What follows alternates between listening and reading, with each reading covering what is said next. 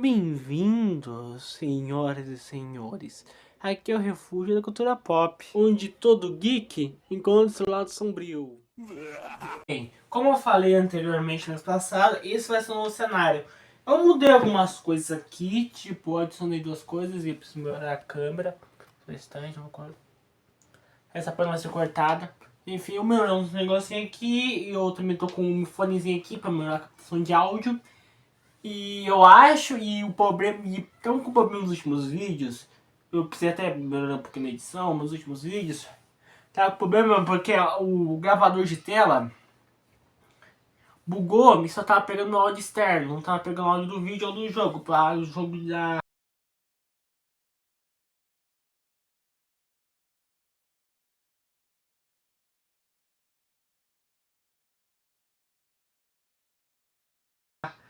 série de Genshin, vocês viram, acho que vocês viram isso, sei lá, desse mês vai ter isso. Mas eu já melhorei coisa, vai ser melhor, enfim, os nobres. Bora. A Cartoon Network foi acusada de praticar um atentado terrorista. A polêmica aconteceu em 2007, durante uma campanha. Cartoon Network não já basta feito uma invasão hacker na Cartoon Network, não vai fazer uma invasão hacker na Nickelodeon, você fez isso agora. Gente, pelo menos precisa aprender a Cartoon Network, brincadeira, não me desmonetiza Cartoon Network, porque esse canal não é monetizado, vai tomar que monetiza, é zoeira. É tudo uma coincidência, é tudo tipo, tudo isso é uma falta de diálogo, enfim. O povo é burro! Simplesmente assim, depois do próximo dia ter do fundo essa tela, mas eu tomei tempo porque eu esqueci. Ora. De marketing para divulgar o novo filme da série Aqua Teen. A ideia é instalar algumas placas de LED, usando os personagens Moon Knights para chamar a atenção das pessoas. As placas realmente chamaram a atenção das pessoas, só que de um jeito muito errado. As placas acabaram sendo confundidas com um tipo de bomba caseira. A polícia fechou as ruas e até o esquadrão antibombas foi acionado. A confusão foi tão grande que na época o então vice-presidente da Cartoon Network, Jim Samples, acabou pedindo demissão. Os detalhes dessa história você vai ver agora. Aê, jornalista, boa noite.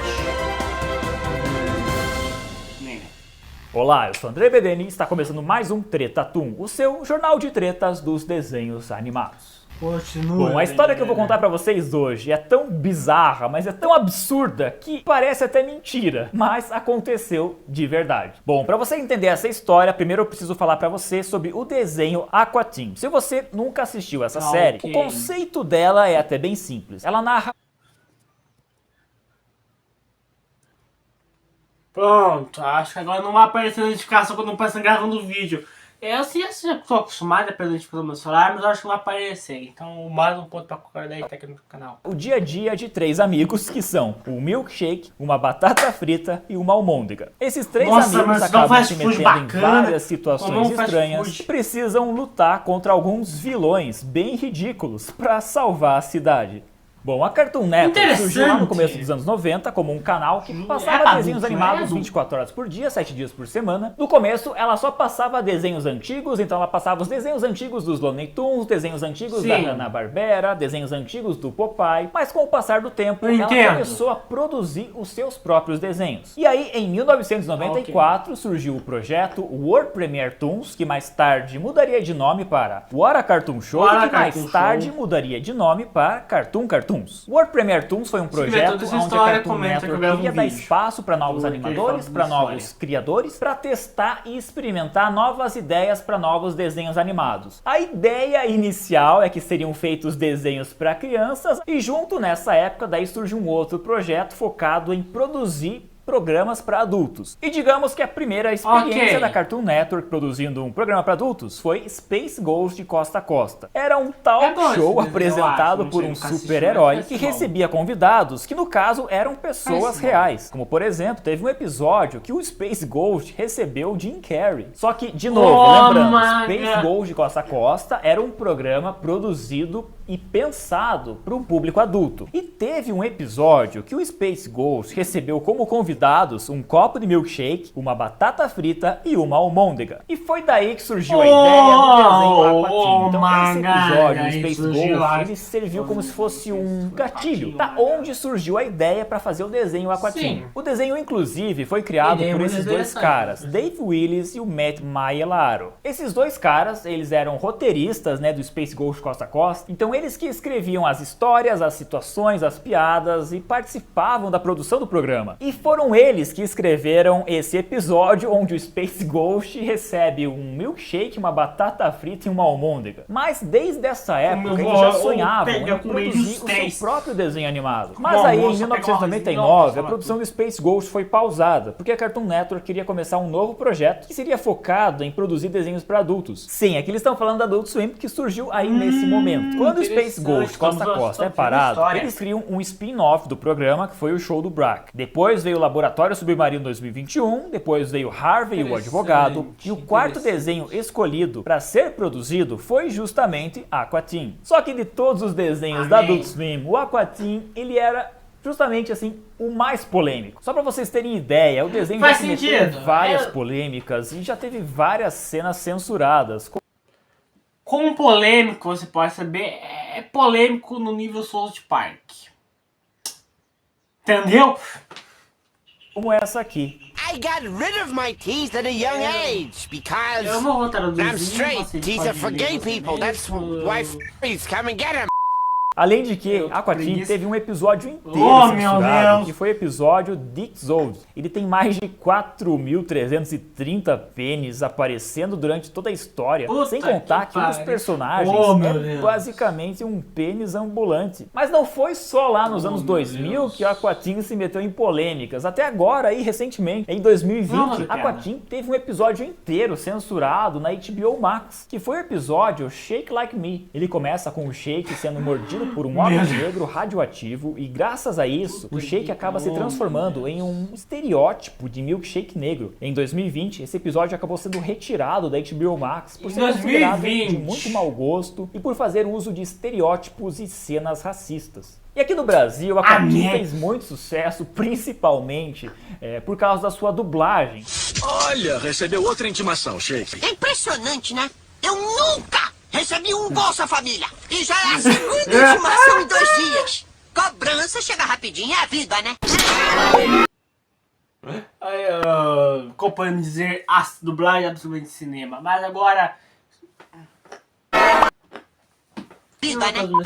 Acabou. Cansei de ouvir você, criatura. Aliás, eu tenho uma maldição pra você. Amanhã tu pega teus panos de bunda e dá o fora daqui. Vou voltar pra minha cama. Maldição. Já ouvi, já entendi, ô múmia chata, me deixa! Separa, a gente não quer problemas aqui. Eu concordo. Acho que violência não resolve nada. Mas como é boiola? Você acha que violência não resolve nada? Que tipo de monstro você é? Tu não fica cobertando aquele robô filha da puta não, hein, ô seu Zé Bus... Eu tô procurando aquele arrombado e não acho. Já rodei aí pra caralho, aquele filho da puta sumiu. Tu tá fudido comigo, hein? Pode deixar, eu vou conversar com ele. Bom, já deu pra vocês verem que Aqua Teen desde o começo bicho, foi um desenho sempre envolvido em muitas polêmicas. E agora que você entendeu todo esse contexto, vamos falar da maior polêmica de todas, talvez assim, a maior vergonha da história da Cartoon Network. Em 2007, seria lançado nos cinemas o primeiro filme da franquia Aqua Teen. Para divulgar esse filme, a Cartoon Network contratou uma empresa de marketing especializada em fazer, digamos, algumas estratégias de marketing diferenciadas. Essa empresa pensou em divulgar o filme do Aqua Teen usando uma estratégia de marketing chamada marketing de guerrilha, que pra quem não sabe significa... Eu tenho muito essa marketing. Tipo, eu achava que marketing de guerrilha, tipo, eu ouvi a explicação que era de marketing de guerrilha e achava que marketing de guerrilha era marketing ousado, marketing de xingamento, marketing de... Mas não é isso não. Eu achava que isso. Eu ouvi a explicação e, mano, falava a explicação uma coisa, mas eu não compreendia que marketing guerrilha é outra coisa. Não é marketing Manda o público se foder lá. Enfim, eu vou falar dessa explicaçãozinha e eu queria participar do marketing de guerrilha e fazer um também, isso é foda. Fica o seguinte, estratégia para promover um produto ou serviço usando maneiras pouco convencionais que consigam criar uma experiência memorável no consumidor. Resumindo, fazer marketing de guerrilha é você divulgar um produto ou um serviço de uma forma bem agressiva, para causar impacto, para chamar atenção. Um bom exemplo disso foi quando a Volkswagen colocou um escorregador nas escadas de um metrô na Alemanha. Teve também a vez que a Coca-Cola instalou uma máquina especial que distribuía cocas grátis, distribuía flores, distribuía pizzas e até um sanduíche gigante. Teve também uma vez que a Sprite instalou uma máquina gigante de refrigerante para que as pessoas pudessem tomar uma ducha na praia. Bom, eu lembro que quando eu estava na faculdade, lá uns 10...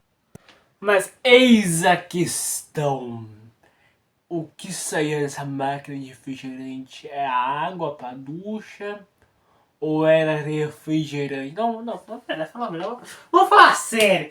Se eu vou ver uma máquina de gigante, eu vou fazer uma ducha, mas eu vou achar que essa água é refrigerante. Eu vou tomar banho de refrigerante. Eu achava que era isso, mas eu não sei. Mas seria foda se fosse isso. Enfim. Anos atrás, fazer marketing de guerrilha estava na moda. Todo mundo queria fazer marketing de guerrilha, inclusive quando os professores passavam trabalho de faculdade, eu lembro que eu e meus amigos, a gente sempre pensava, pô, vamos fazer marketing de guerrilha. Então assim, tava na moda, eu entendo a Cartoon Network querer usar marketing de guerrilha para divulgar a Aquatim. Outra coisa que você precisa saber é que dentro do desenho do Aquatim, existem esses personagens chamados Moon Knights, que são tipo alienígenas, eles são tipo os antagonistas da série, e eles sempre aparecem para causar estragos ou para bagunçar as coisas pela cidade. Entendeu, né? Causar estragos e bagunçar a cidade. Vamos lá. E aí, para divulgar o novo filme do Aquatim, eles tiveram a brilhante ideia de instalar algumas placas de LED. Essas placas, então, tinham o formato dos Moon Knights e elas eram penduradas em diferentes pontos da cidade e ficavam assim, desse jeito, como você pode ver. Ou seja, a ideia desse marketing era espalhar placas de LED dos Moon Knights pela cidade, só que deu tudo errado. O problema é que algumas pessoas começaram a ficar assustadas porque essas placas começaram a aparecer e elas pareciam muito com bombas caseiras. As pessoas começaram a ligar para a polícia e a polícia chamou o esquadrão antibombas para retirar os objetos. Gente,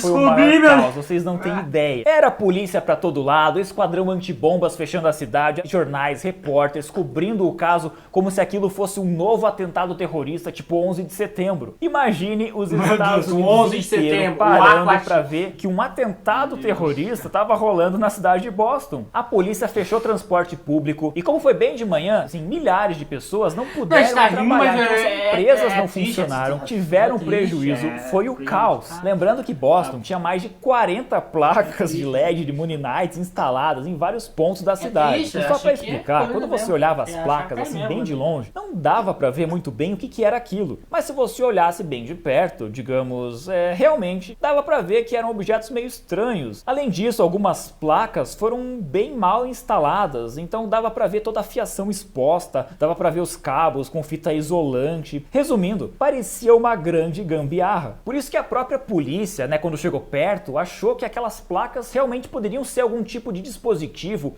ou algum tipo de bombas caseiras. Ei, agora eu vou desarmar essa bomba aqui que me liga 300 vezes. Pera. Não tô achando nenhum gatilho nem nada, só tô achando pra iluminação. Mas que porcaria de bomba é essa? Só ilumina a faixa LED. Pera.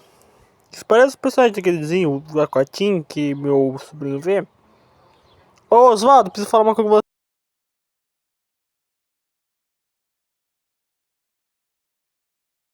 Instaladas. A polícia só foi perceber que tudo aquilo não passava de um mal entendido, tipo assim, às 2 da tarde, muito tempo depois. Meu Deus! Um policial reconheceu que as placas eram os Moon Knights, personagens do desenho Aquatim. Pra resumir a história, depois que tudo foi esclarecido, tava todo mundo com muita raiva, tava todo mundo indignado, a polícia, os bombeiros, o esquadrão antibombas, a prefeitura, os jornais, os repórteres, e assim, todo mundo tava com raiva, então... E que acorda sempre arrebenta pro lado mais fraco, como eu ia falar, que pode ser me arrebenta pro lado fraco. Calma, mas fraco você vai saber agora, mas meu filho. Você tem que ser um jumento. Desculpa. cidade de Boston, desculpa, mas eu sei que é triste, eu sou muito respeitoso, é triste. Assim, tipo, é preocupante, achando, tipo, desespero na hora, assim, mas... Não vou concordar que isso não é engraçado. Enfim... Todo mundo queria achar um culpado e fazer que esses culpados pagassem por isso. Então a polícia descobriu que os dois responsáveis por instalar essas placas na cidade de Boston tinham sido Peter Berdovsky e o Sean Stevens. E com isso, ela abriu um pedido de prisão para os dois jovens e levou os dois presos para a cadeia. E só para deixar claro, esses dois jovens, eles não faziam parte da empresa do marketing de guerrilha, eles foram contratados só para instalar as placas. Tipo assim, o serviço foi terceirizado e a bomba estourou no colo deles. Os dois passaram a noite na cadeia e aí só no dia seguinte os advogados da Cartoon Network chegaram, pagaram a fiança de $2.500 para os dois serem soltos. Vários repórteres pediram para fazer entrevistas com esses dois jovens, mas os dois só faziam piadas e falavam coisas nada a ver, como tipo o corte de cabelo dos anos 70. It's kind of important to some people. It's dois idiotas, é mesmo? Que o US que vamos instalar as placas, é basicamente isso.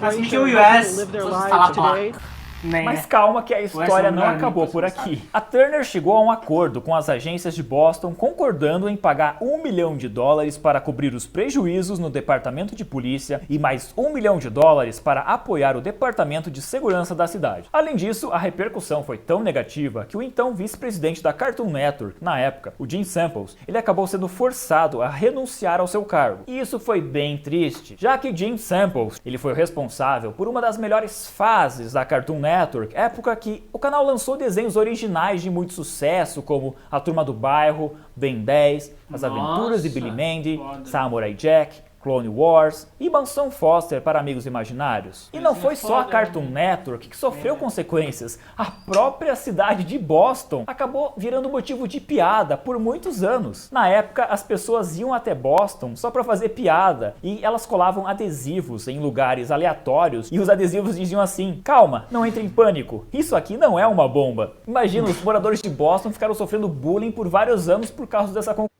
Não, na verdade, é engraçado, cara, é engraçado, mas até você fazer o limite nas coisas, né, isso, atravessar, ficar zoando por anos uma cidade é complicado, mas eu também tô gravando esse vídeo 10, 20 anos depois, eu acho que parou, né? Se você é americano, fala, pelo amor de Deus, eu sou muito mal. Enfim, eu acho que eu tive que estar... Bom, mas a história não podia terminar assim, né? Acontece que depois de toda essa confusão, os criadores do Aqua Teen resolveram escrever um episódio pra tirar sarro de tudo isso que aconteceu. E aí surgiu o episódio Boston, que mostra o Shake querendo fazer um leilão online pra vender fotos da almôndega. E aí, pra divulgar esse leilão, os personagens viajam até Boston e colocam o almôndega embaixo de um viaduto, cheio de luzes e fios e pilhas ao seu redor. O episódio ainda faz várias referências ao terrorismo, com o almôndega sendo confundido com uma bomba, o Shake colocando um monte de dinamites na porta do Carl e até os Moon Knights vestidos de terroristas. Ou seja, foi um episódio escrito e pensado para fazer piada com tudo isso. E bom, é óbvio que aconteceu, esse episódio foi censurado. Esse seria o primeiro episódio da quinta temporada e ele seria lançado em janeiro de 2008, mais ou menos um ano depois de toda essa confusão. Mas é óbvio que a Time Warner e a Cartoon Network não aceitaram passar esse episódio. O episódio foi proibido de passar na TV, foi proibido de ser lançado em DVD, e a gente só foi ver esse episódio, tipo, quase 10 anos depois, quando alguém vazou ele na internet. Inclusive, essa versão que vazou na internet não é a versão final, porque dá pra ver que tem várias cenas aqui sem cores, tem várias cenas até ainda não finalizadas. E bom, essa é a história da maior vergonha da história da Cartoon Network. Mas pera, o que você tá achando que esse vídeo tá acabando? Realmente tá acabando. Mas, meu filho, estão 3 playlists inteiramente de vídeos awesome pra tu ver. Temos reacts e reviews e gameplay desse canal. Participe uma tardezinha pra escrever, mas ficar nessa tarde no meu canal, que é esse conteúdo de qualidade. Vai lá, veja esse canal, é incrível.